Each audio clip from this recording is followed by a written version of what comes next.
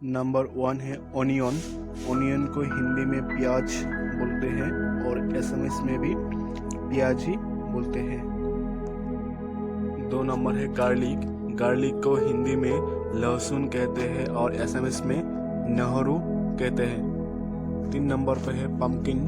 Pumpkin को हिंदी में कद्दू कहते हैं और एसएमएस में रोंगालाऊ कहते हैं।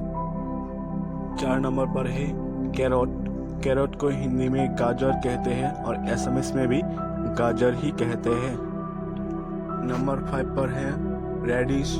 रेडिश को हिंदी में मूली कहते हैं और एसएमएस में मूला कहते हैं। नंबर 6 पर है पी। पी को हिंदी में मटर कहते हैं और एसएमएस में भी मटर ही कहते हैं। नंबर 7 पर है चिली। चिली को हिंदी में मिर्च कहते हैं और एसएमएस में जलोकिया कहते हैं।